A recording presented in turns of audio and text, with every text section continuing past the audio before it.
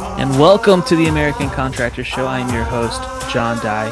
It's a pleasure to be here again with you guys on this Thursday edition, and this is actually episode 40, so we've done 40 of these already, which is pretty crazy to think about that this wasn't a thing a year ago, and now it's something that's going all over the place and really is bringing a lot of knowledge and hopefully helping a lot of industry professionals become better at their jobs and hopefully expose you to some of the different mindsets that are in the industry, because that's what this is all about, giving you some new knowledge and maybe looking at things a little differently. So if you can get just one golden nugget out of every episode, then you should be good. So I'm excited about this, and we've got a great episode today. We've a guest that I'm really thrilled to have on the show. Thomas from Leap is going to be with us, and I'm really excited to have him here. He's got a great background and some amazing stories, I'm sure, to share with us, and some knowledge that he's garnered in the industry, not just from what he's doing in the construction world, but his past as a veteran and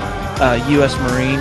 And so I'm excited to have him here. And one of the things, too, I wanted to bring up today, and I hate to beat a dead horse, and I've been very, very just trying to stay out of the realm of politics in general, and this isn't political in any way, but I want to make sure that everyone does realize that November, the first Tuesday in November coming up, this coming Tuesday, is Election Day. So if you haven't voted already, some of you have maybe voted early. If not, please get out and vote. There's a great deal at stake here, and we have a lot that, as business owners, as contractors, that you should consider as you guys go to the ballots to the ballot box on Tuesday and actually cast your vote. It's a great American duty of ours as Americans to do that, and this is the American Contractor Show, so I would be remiss if I didn't actually bring that up to you guys today. So make sure to get out to the polls and vote and do your civic duty as an American citizen. So, all right, guys, but without further ado, we're going to bring Tom on right after this quick message, and we'll get started.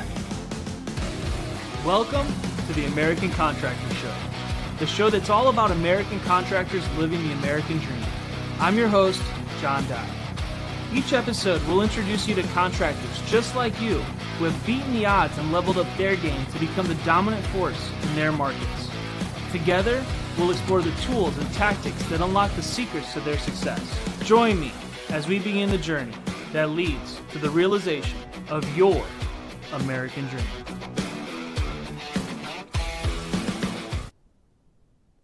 And welcome back, everyone. I'm really excited to have Tom with us from Leap, and he's got such a cool story and some of his the way that he was brought into this industry.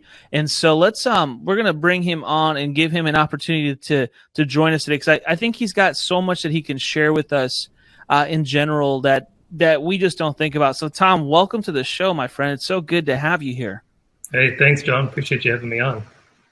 Yeah, I know we've hung out a little bit at some of the events and stuff, and Leap's always been around. Great friend of the Catalyst Group and of Balance, and so I'm so honored to have you with us today, and just to be able to pick your brain a little bit and hopefully say some things to the industry that need to be said, and learn a little bit about what you guys are all about and what you're all about as a person. So thank you so much for being here. Yeah, absolutely. I'm excited to be here and kind of share some of the insight that I see in the industry, talking to contractors every day and having been a contractor. So yeah, excited to share that. Yeah, why don't you go ahead and give us a brief synopsis of kind of your history and your background before the industry and into the industry, and kind of what you've done and where you come from, because I think it's a fascinating story for sure. Yeah, no, thanks. I think it's always funny, how do people end up in roofing, right? I don't think we grow up and say, I want to be a roofer someday. It generally comes about a different way. And so for me, we had a family friend that was helping out somebody doing a roof, and they said, hey, we need somebody to help clean up the shingles, tear off the roof. And I said, hey, I'll do it. And, at the time it was like $10 cash an hour. I'm like, I'm living the dream. I'm 15. I've got, no bills, nothing going on. And, so I said, sure. And so I helped on one job, and that led to another, which led to another.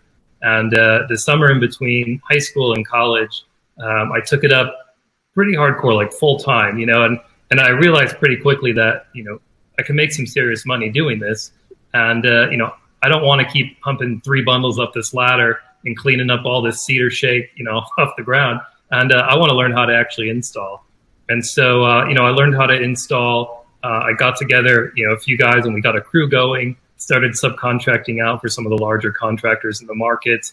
Then, went downtown, filed the DBA, and slapped a magnet on my truck and started knocking on some doors, gathered some business that way. And that really carried me in through college. I'll say this, like that was one of the biggest learning moments for me. I got in way over my head. And I'm going through college, trying to do that, trying to juggle the college life, and for better or for worse, and realized like I can't keep up with all this. And so I actually, sold all my equipment stuff to a friend of mine who was in the same trade, and ended up joining the Marine Corps. So kind of made a big pivot. Spent 4 years in the Marine Corps, and when I got out, like most of us that get out, we're like, all right, now what? Right? We spent 4 years dedicated to this. Really.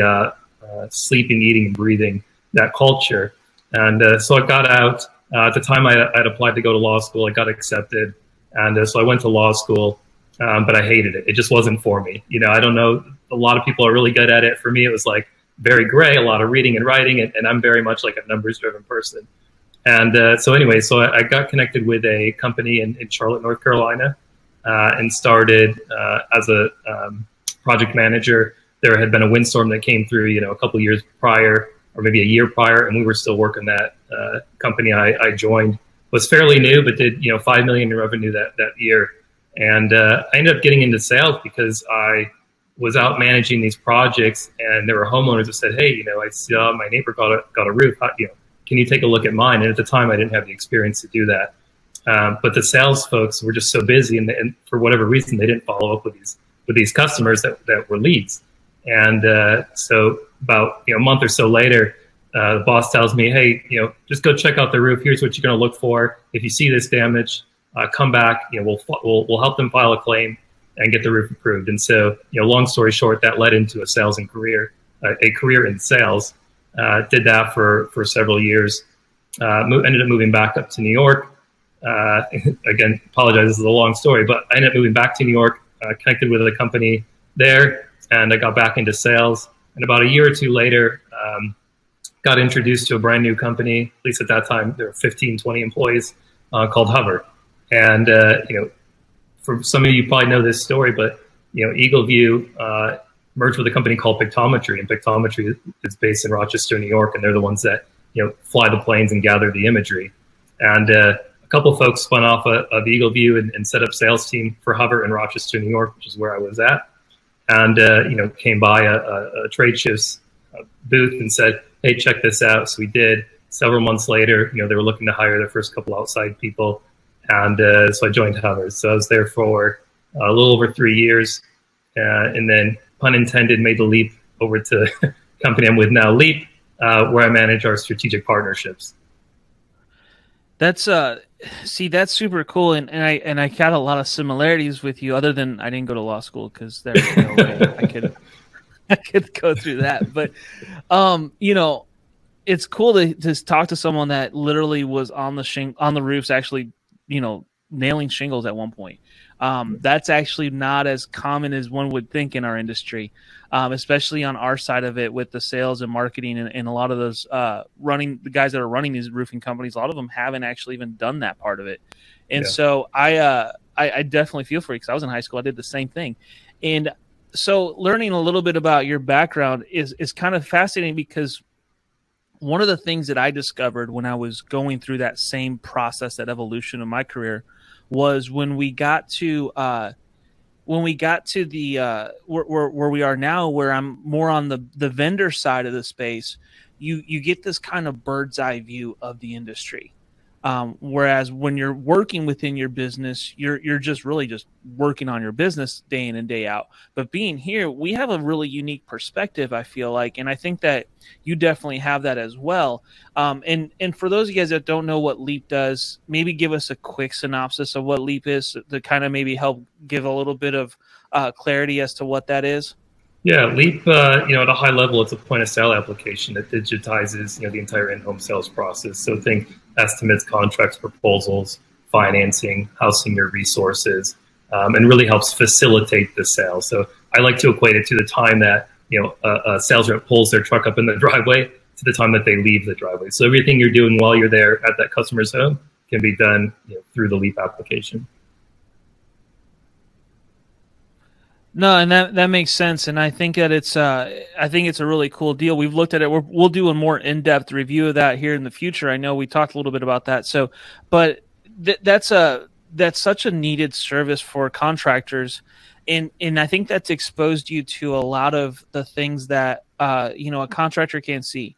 It's like the tunnel vision's got a hold of them, and so I want to learn a little bit about some of the lessons that you learned. That if you were to go back into roofing, how you would do things a little differently, or some of the successes or failures that you can tell that are normal industry trends that you're like, man, if it was me right now, this is how I would do things based on the knowledge that I now have. Yeah, good question. I think, I've spoken to, I think, thousands of contractors, one-on-one, and you always gain a lot of feedback from their perspective. And like you said, having torn off shingles and having installed them and, running my own business and failing, you learn a lot. I think you learn a lot more from those failures than you do from the successes. And so having that as a background, and then now having the opportunity to speak to all these contractors, you really do get an insight for what works and what doesn't work. And I think it's actually interesting. Like this time that we're in, this pandemic, has really accelerated, I think, folks' adoption of technology. But I think if I step back and answer your question, the biggest thing is getting the people and processes in place correct, right? You can add all the bells and whistles, and by that I mean like all the technology that you want, but it's not going to do anything if you don't have the right processes in place. Because if you have bad processes in place, the technology is just going to amplify that, and you're going to have worse processes in place. So you need to first get the right people, and then get the right processes in place, and then add the technology that can help you grow and scale and gain efficiencies in scale. Yeah, technology seems to be such a tough thing for people to really embrace and implement into their businesses. I'm kind of the opposite sometimes, where I like to just implement the technology first and put the people around it and the processes because you almost like want the technology to do the work for you, and that's kind of backwards, I think.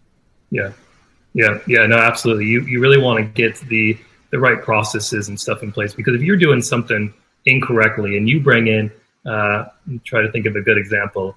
If you're, let's just say you're not following up, with your leads in a timely manner, and now you bring in some kind of software that keeps track of all this. Well, it doesn't really matter if you're not actually, have the processes in place to do the correct follow-up and to have the correct, kind of messaging around that, and the correct, maybe a rehash campaign or those types of things. So you really want to narrow down, like, what is my process? And once you have that process and it's efficient and it's working for you, I think then is when you bring in the technology that can really help streamline. One of the things we see when we talk to contractors and they adopt something like a point of sale application like Leap, they almost do a self-audit, and they're like, wow, I didn't realize how inefficient I was in this area, or how cumbersome I was making pricing on my sales reps. It doesn't need to be this way. And so I think technology in a lot of ways can act as like a self-audit. What are we doing well and what are we not doing well at? Because again, if you're not doing well at something and you bring in technology, you can actually amplify that mistake even further. So I think it's important to get those processes in place. Well, and I think like for customers and your clients that you're working with as a contractor, they can tell right away, whether or not you're actually able to accomplish what you can, and not only that, but making that process so much easier for them is almost so overlooked in our industry. Yeah. Yep. No, absolutely. It's critical. And you know what, I also, adding to that, I think the pandemic has actually forced people to take a look and be like, well, I needed to do something different. I kind of kept pushing it off down the road, but you know what, because of this, now's the time I really need to look at it and really need to adopt this into my workflow. Like everybody using Zoom or Google Meets or one of these types of things, a lot of people were scared of using this type of technology until it's forced upon them and they have to use it. And you have to learn, and you're like, oh, that wasn't as bad as I thought it was going to be. And it's proving very efficient for me. Do you think that people are getting tired of all this stuff, though, the Zoom meetings and everything else? It's funny. I saw an article the other day that said the elective surgery market is like skyrocketing because people are seeing themselves in camera every day, and I'm thinking, wow, that's right. You look at yourself and you're like, oh, this hair's out of place, or wow, this nose is pretty big, this forehead's big. It's like, wow, what could I do? So the elective surgery market's seeing a lot of acceleration because of this.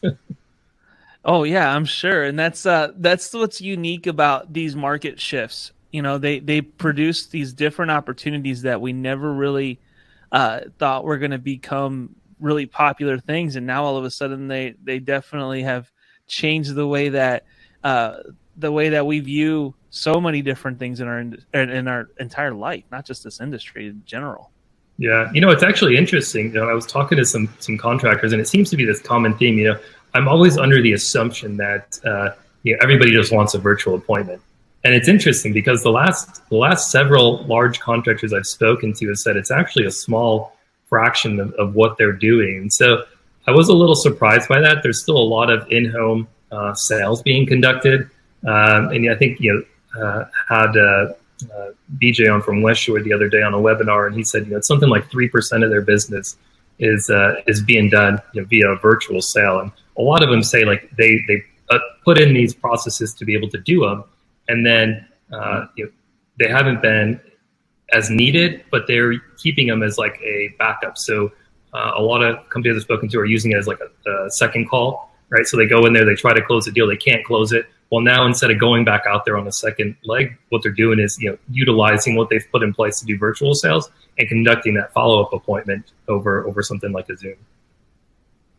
Yeah, that makes sense. And I think that the common theme over the last few months has been really revolved around technology, and all the different tools and how important they are. I think that it's kind of seems for at least for a lot of the contractors that I work with, and probably the ones that you work with a lot too, it's a little overwhelming. That we've got to implement all these tools, and I still run into people that are trying to do things with pen and paper and wondering why they can't get supplements approved, or wonder why things are they're not able to accomplish their goals with their business, or their sales are down and everything else. But at the end of the day, like, there's no way that we can get around the reality that is technology is going to be here. It's not going anywhere. This is here to stay, and we have to adapt and become better at it. What are some of the hurdles you think that contractors have when they're adapting to tools like Leap? I think the biggest thing I hear, and it's a good question, the biggest thing is the implementation, right? I think no matter what technology you want to use, you need to devote the resources and the time to actually implement it. And by that I mean setting it up so that it works efficiently for you, dedicating the internal resources that you need to make it the way you want it, and actually put your full effort behind it, right? Because there's nothing worse than getting some shiny new iPhone and it's just sitting there and you've got none of your apps on there that you want to use. It's not, you don't have any contacts in there, right? You have to take the time to actually do those things. And so it's the same with a point of sale application as it is with, a CRM. All these things, you have to actually put the time into it to make it, be as productive as possible for you. I totally agree, and that's the biggest hurdle, I think, for sure, is the implementation, actually using it. Like, people ask all the time, which CRM is best? I tell them the one that you actually use is the best one out there. Yeah. If you don't use it, it doesn't matter what the features are, because everyone has different tastes and different needs for their business. What fits one person may not fit the next, and so at the end of the day, it's only as useful as what you're actually able to manage and use effectively. Yeah, on the CRM side, it's only as valuable as the data that you have in it, right? And if you don't take the time to set it up how you want it and set it up so that you can actually account for that data and collect it, then yeah, it's not gonna do what you want it to do. And no matter what CRM you go to, you're gonna have that problem because you didn't take the time to actually implement it and adopt it and leverage its capabilities.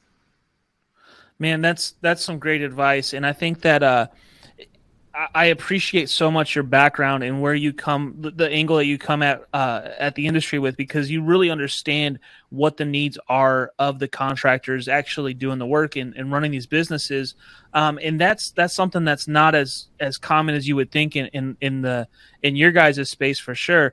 And so if a contractor is looking for something, they need to get in touch with you as far as Leap goes. How do people get started with Leap, just out of curiosity? Yeah, I mean, the best way is right on the website. There's a form fill on there, so fill out a little bit of information and click on there to request a consultation. And really, what it is you're going to sit down with one of our folks here at Leap, and they're going to almost do like a business audit with you, right? And like find out, what are you doing today? What's working successfully? What's not working successfully? And really understand, where you want to go, where you're at today, and can Leap help bridge that gap? And if it can, fantastic. Like, we'd love to have you as a customer. If it can't, no problem. Maybe you're already really efficient in those areas and you don't need our help, and that's fine too. But it's always good, I feel like, regardless of the software, the technology, to have those kind of conversations with people that are talking to contractors every day. Because even if it's not their solution that you're going to purchase, I have a really good feeling that you're going to learn something, because they're speaking to contractors every day, and they're understanding what's working and what isn't working within the industry. And then here's the reality: like whether you do it now or you do it a year from now, technology's here to stay. There's no way around it. And I totally agree with what you guys are doing. And I think that contractors need to sit down and look at these options and figure out what's going to work for their business to still be able to compete, because your competitors are doing it, folks. Like contractors, your competitors are out there implementing these technologies, making the sale much easier for themselves and for their customers, which in turn turns into more sales, which is the goal, right? And more money and more revenue, all those things. You owe it to yourself and your business and the people that work with you to check out these tools and really learn what they're capable of doing, and then how you can implement them into your current process. Yeah, no, absolutely. It's again, going back to our earlier point, it doesn't matter which CRM or which point of sale software you use, but again, if you don't take the time to learn about each of them and learn kind of what the benefits are and how it affects your business and what you're looking to get out of it, then that's the most important thing. Where do you want to be, and can this technology, or can this product or service, can it help me get there? No, I totally agree, and I think it's something that's just crucial to your to implementing now if you plan on being successful in the future. There's just no way around it. The world is changing fast. There's a lot of different technologies that are out there that we need to start embracing as an industry, and Leap is one of those. So, Tom, I truly thank you so much for your service. Thank you for what you're doing at Leap and how you guys are servicing the industry. I think it's phenomenal, and really truly appreciate your mind and what you bring to the table every day for your clients and for our shared mutual clients, essentially. Yeah, no, absolutely. Like I said, I'd encourage contractors, if you're not already looking at technology, to do so. It's funny, a lot of times we'll get asked, or I'll get asked, who are your competitors? And it's, there's a ton of great companies out there, and but coincidentally, like, our competitors is really like the status quo, and like you said, it's using pen and paper and carbon copy and those type of things, where it's not so much adopting from one technology or one solution to another. It's more of just adopting technology, as a whole. And so it's really important that, if you're not looking at technology, that you do, because like John said, your competition is, and they're looking to grow, and they're looking to, take over market share. And the way that they're doing that at any sort of scale is through technology and through these services and solutions that are, taking advantage of the technology that's out there today. No, man, I appreciate it. And you're absolutely right. Folks, reach out to Tom. He's got a phenomenal tool. And I think that there's a lot that can be said as far as technology goes. And so, Tom, I really do appreciate you joining us today and being a part of this episode. If there's anything that we could ever do for you in the future, don't hesitate to reach out. And I look forward to doing a little comprehensive walkthrough of your guys' software and sharing that more with the industry. Absolutely, John. Really appreciate you having me on, and really hope everybody goes out and votes. That's right. Everyone needs to go out and vote. Vote.